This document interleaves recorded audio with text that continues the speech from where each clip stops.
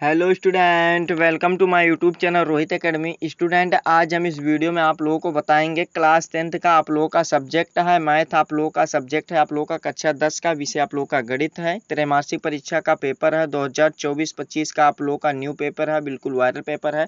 Paper का जो आप लोगों का कोड है यानी कि पैटर्न आप लोगों का है NM01 है, यानी कि पेपर का कोड क्या है बाबू, NM01 है। इसका संपूर्ण हल के साथ आप लोगों को 70 में 70 नंबर इस वीडियो में आप लोगों को कंप्लीट कराएंगे एंड बताएंगे। आप लोगों के जानकारी के लिए बता दूं बाबू, ये पेपर यानी कि ये त्रैमासिक परीक्षा का पेपर जो आप लोगों का है, ये सिर्फ और सिर्फ त्रैमासिक परीक्षा के लिए इंपॉर्टेंट नहीं, आप लोग का अर्धवार्षिक के लिए भी इंपॉर्टेंट है और फिर बोर्ड के लिए, बोर्ड एग्जाम के लिए भी इंपॉर्टेंट है। ठीक है, चलिए बिना देरी के शुरू करते हैं। खंड आ यहाँ से हमारा स्टार्ट होता है, जिसमें से आप लोगों का देखिए बहुविकल्पीय प्रश्न दिया गया है, यानी कि मल्टीपल चॉइस क्वेश्चन MCQ दिए गए हैं। ठीक है, जिसमें से पहला क्वेश्चन पूछा गया है कि यदि 306 657 का HCF 9 है तो LCM होगा, यानी कि LCM क्या होगा। तो बाबू इसको जो आप लोग सॉल्व करके इसका जो राइट आंसर निकल कर आएगा हमारा कौन सा निकल कर आएगा बाबू, देखो ये 22,338 आएगा, यानी कि हमारा कौन सा राइट आंसर हो जाएगा, बी वाला ऑप्शन हमारा सही हो जाएगा। ठीक है, दूसरा क्वेश्चन पूछा गया शून्योत्तर परिमेय संख्या एक अपरिमेय संख्या का गुणनफल होगा, यानी कि गुणनफल क्या होगा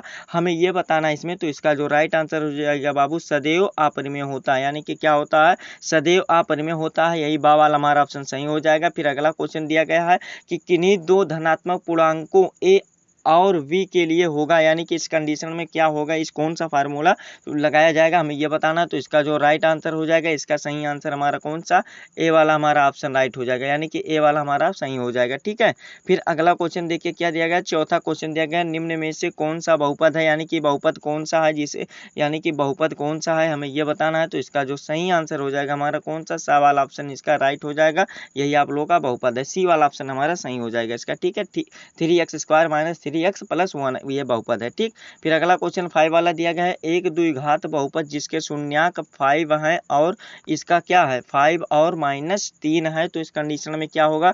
तो इसका आंसर जो हो जाएगा बाबू कौन सा, इस कंडीशन में जो राइट आंसर हमारा होगा पहला वाला ऑप्शन आ वाला ही होगा, x² + 2x - 15 हो जाएगा, यानी कि 15 हो जाएगा। ठीक है, आ वाला पांचवें का भी हमारा आ वाला सही हो जाएगा। देखो बाबू यहाँ पर देखो, यहाँ पर आप लोगों का आ वाला ये वाला नहीं होगा, सॉरी बाबू, आप लोगों का ये बा वाला हो जाएगा। कैसे, यहाँ पर देखो, यहाँ पर कुछ, यहाँ पर x² माइनस ये वाला सही हो जाएगा। ठीक है, आप लोग यहाँ पर देखिए गलती मत कीजिएगा, और यहाँ पर हमारा बी वाला ऑप्शन राइट हो जाएगा इसका। ठीक है, x² - 2x + 15 है। ठीक है, फिर अगला क्वेश्चन देखिए क्या दिया गया है 6 वाला कि समीकरण 3x + 2y = 6 है तो y = 0 है, तो इस कंडीशन में क्या हो जाएगा, इसका हल होगा, यानी कि इसका सॉल्व करने पर क्या होगा, कितना आंसर आएगा। तो इसका जो सही आंसर हो जाएगा 6 का हमारा राइट आंसर जो हो जाएगा सा वाला ऑप्शन हमारा सही हो जाएगा, 3, 0 हो जाएगा, क्या हो जाएगा 3, 0 हो जाएगा, यही सी वाला हमारा ऑप्शन सही हो जाएगा। फिर अगला क्वेश्चन दिया गया निम्नलिखित में से कौन सी द्वितीय द्विघात समीकरण है, यानी कि द्विघात समीकरण कौन सा है हमें ये बताना है। तो इसका जो सही आंसर हो जाएगा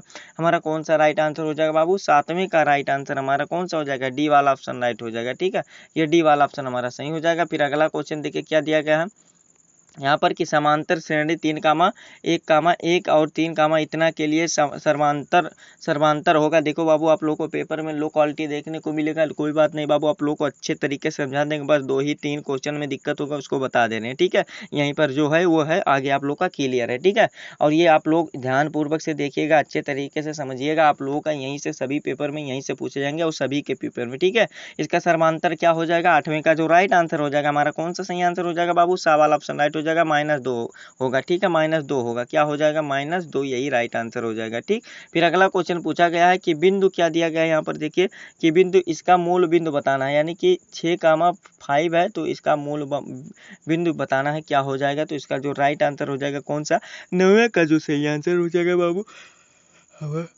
सा वाला ऑप्शन राइट हो जाएगा, ये वाला सही आंसर 10 हो जाएगा। ठीक है, फिर अगला क्वेश्चन दिया गया है पाई है, यानी कि जो ये पाई होता है ये क्या है, यानी कि क्या है हमें ये इसमें बताना है कि पाई जो है ये क्या है, इसमें ये बताना। तो पाई क्या है बाबू, इसका जो राइट आंसर हो जाएगा ये 10 का जो सही आंसर हो जाएगा हमारा सी वाला ऑप्शन राइट हो जाएगा। यह एक अपरिमेय संख्या है, यानी क्या है अपरिमेय संख्या। फिर अगला क्वेश्चन दिया गया 11 वाला कि दी गई संख्याओं का अभाज्य गुणनफल अभाज्य संख्या है, यानी कि अभाज्य संख्या एक होता है बाबू। क्या होता है? एक एक हो जाएगा। ठीक है, ये हमारा बा वाला ऑप्शन सही हो जाएगा। फिर अगला क्वेश्चन दिया गया साइन ए बराबर क्या दिया गया है 1/2, तो कॉट ए का मान होगा, तो कॉट ए का मान कितना हो जाएगा? एक हो जाएगा बाबू। क्या हो जाएगा? एक हो जाएगा। हमारा डी वाला ऑप्शन इसका भी सही हो जाएगा। फिर अगला क्वेश्चन दिया गया 13 वाला क्वेश्चन की 1 माइनस 10 स्क्वायर 30 डिग्री दिया गया। क्या दिया गया है?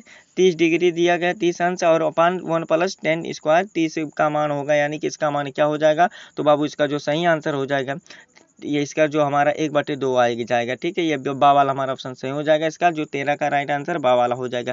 कैसे होगा बाबू? इसको जो टोटल ऐड हो जाएगा आप लोगों का कॉस कितना आ जाएगा? कॉस 60 अंश आ जाएगा, और कॉस 60 अंश का मान क्या होता है? 1/2 होता है। इसी प्रकार से ये वाला हमारा ऑप्शन राइट हो जाएगा, बी वाला। ठीक है, समझ गए ना बाबू? फिर आगे देखो क्या दिया गया 14 वाला क्वेश्चन दिया गया बिंदुओं x, y और माइनस XY के बीच की दूरी होगी, यानी कि इसके बीच की दूरी हमारी आ वाला हो जाएगी। यही वाला हमारा राइट आंसर हो जाएगा। फिर अगला क्वेश्चन दिया गया यदि समीकरण x square minus 4x plus के बराबर 0 है का एक मूल 6 है तो k का मान होगा, यानी कि k का मान क्या होगा हमें ये बताना है। तो इसका जो राइट आंसर हो जाएगा -12 हो जाएगा बाबू। हमारा कौन सा आ वाला ऑप्शन इसका भी सही हो जाएगा। ठीक है, फिर अगला क्वेश्चन दिया गया बिंदु P 2,3 की x अक्ष की दूरी है, यानी कि x अक्ष की दूरी क्या हो जाएगी? 16 वाला का राइट आंसर हमारा बा वाला ऑप्शन सही हो जाएगा। 3 होगी। क्या हो जाएगी बाबू? 3 हो जाएगी। यही हमारा बा वाला ऑप्शन सही है। फिर अगला क्वेश्चन दिया गया कि दो संख्याओं का योगफल 24 है, तो उनमें से एक संख्या दूसरी के 2 गुनी की संख्या के क्रमशः होगी, यानी कि वो कितना हो जाएगी हमें यह बताना है। तो इसका जो सही आंसर हो जाएगा बाबू 16,8 हो जाएगी, यानी कि हमारा कौन सा आ वाला ए वाला इसका भी राइट आंसर हो जाएगा 17 वाला का। ठीक है, फिर 18 वाला क्वेश्चन दिया गया द्विघात समीकरण x माइनस 1 अपान x बराबर 1 दिया गया, यानी कि 1 दिया गया, विविक्तर होगा, यानी कि विविक्तर इसका क्या होगा हमें यह बताना है। तो इसका जो राइट आंसर हो जाएगा 2 हो जाएगा। ठीक है बाबू, 2 हो जाएगा। आ वाला हमारा ऑप्शन इसका भी सही हो जाएगा। फिर 19 वाला और 20 वाला, तो देखिए जितना भी क्वेश्चन है सभी इंपॉर्टेंट है। ठीक है, इसको ध्यानपूर्वक से देख लीजिएगा, बोर्ड एग्जाम के लिए भी, हाफ ईयरली एग्जाम के लिए भी। ठीक है, देखो क्या दिया गया है दूसरा क्वेश्चन 19 वाले सॉरी क्वेश्चन दिया गया कि 2tan थीटा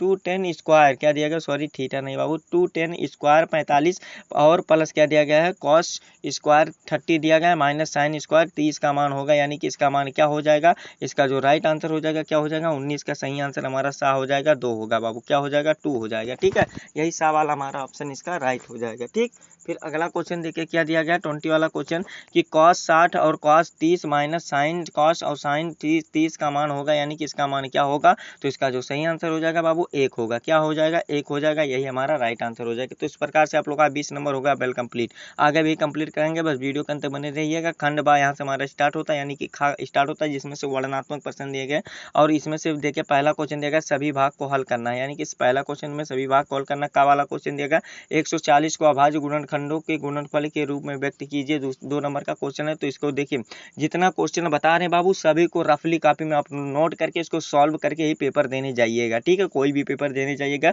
तो इसको अच्छे तरीके से तैयार करके जाइएगा। ठीक है, ये गारंटेड है कि यहीं से आप लोगों को परीक्षा में क्वेश्चन पूछे जाएंगे। ठीक है, ये इसको पहला वाला।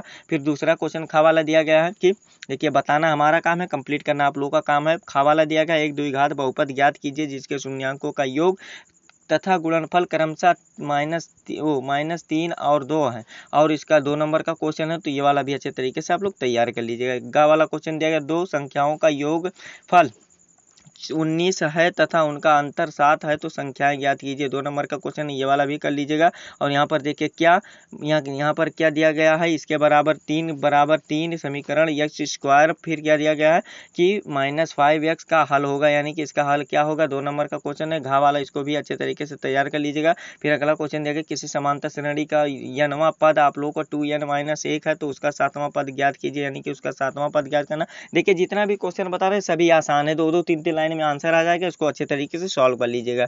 ठीक है, फिर अगला क्वेश्चन चा वाला दिया गया है कि एक त्रिभुज के आधार की लंबाई 14 सेंटीमीटर है और ऊंचाई 7 सेंटीमीटर, तो त्रिभुज का क्षेत्रफल होगा, यानी कि त्रिभुज का क्षेत्रफल क्या होगा हमें ये बताना है। तो ये वाला भी अच्छे तरीके से आप लोग तैयार कर लीजिएगा। किन्हीं देखो 5 खंडों को हल सिर्फ करना, भागों को 5 सवाल सिर्फ लगाना है।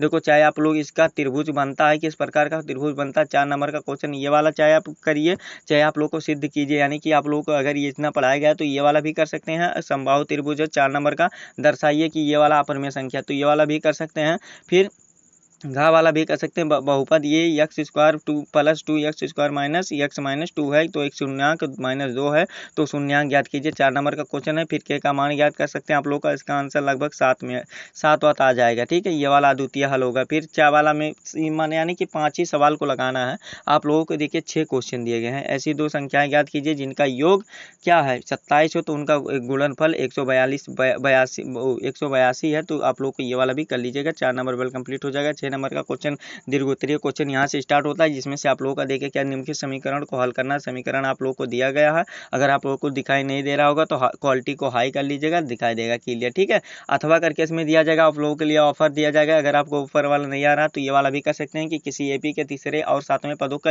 योग 6 है और उनका गुणनफल 8 है, तो एपी के प्रथम 16वां पद योग ज्ञात कीजिए, यानी कि योग ज्ञात करना, तो ये वाला भी कर सकते हैं आप लोग। ठीक है, फिर देखो चौथा वाला क्वेश्चन दिया गया है कि बिंदु यानी कि ये दिया गया जोड़ने वाली रेखाखंड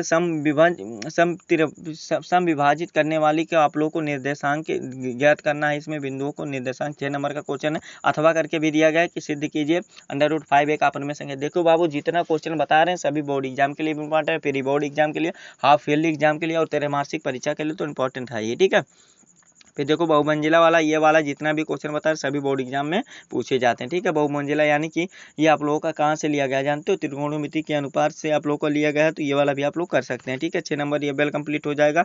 फिर अथवा करके भी दिया गया है कि 60 मीटर ऊंचे किसी भवन के, यानी कि 60 मीटर किसी भवन के आप लोग को क्या करना है। देखिए 60 मीटर कोई भवन है तो उसको क्या करना है, यहाँ पर आप लोगों को बता दे रहे हैं कि 60 मीटर कोई ऊंचा भवन है और उसको सिरों को यानी कि क्या करना है, उसके सिरों को आप लोगों को ये यानी कि किसी भवन के शिखर से किसी मीनार के शिखर का पाद के अवनमन क्रमशः 30 अंश है और 60 अंश है, तो मीनार की ऊंचाई ज्ञात कीजिए, यानी कि मीनार की ऊंचाई ज्ञात करना, तो ये वाला भी अच्छे तरीके से तैयार कर लीजिएगा। 6 नंबर आप लोग का कंप्लीट हो जाएगा। ठीक है, फिर अगला क्वेश्चन देखिए क्या दिया गया, इसको चलिए देख लेते हैं। और आप लोग का यही पेपर था, आप लोग का यहीं पर एंड होता है, यही आप लोग का पेपर था जो आप लोग को संपूर्ण तरीके से बता दिया समझा दिया। आप लोग को 70 में 70 नंबर यहीं से पूछे जाएंगे सभी एग्जाम में। ठीक है, आप लोगों को 70 में 70 नंबर बता दिया समझा दिया। आप लोगों को ये हमारा प्यारा सा वीडियो कैसा लगा है कमेंट करके जरूर बताइएगा। हाँ, अगर आप हमारे चैनल पर नए हो तो चैनल को सब्सक्राइब कर लीजिएगा, बेल आइकन को दबा दीजिएगा। हाँ, इस वीडियो को बाबू क्लास 10 के यानी कि कक्षा 10 के जितने भी स्टूडेंट हो उनके पास अधिक से अधिक जरूर शेयर करके पहुंचा दीजिएगा। ठीक है, चलिए आप लोगों से मिलते हैं नेक्स्ट वीडियो में नेक्स्ट टॉपिक के साथ। तब तक के लिए जय हिंद, जय भारत, वंदे मातरम।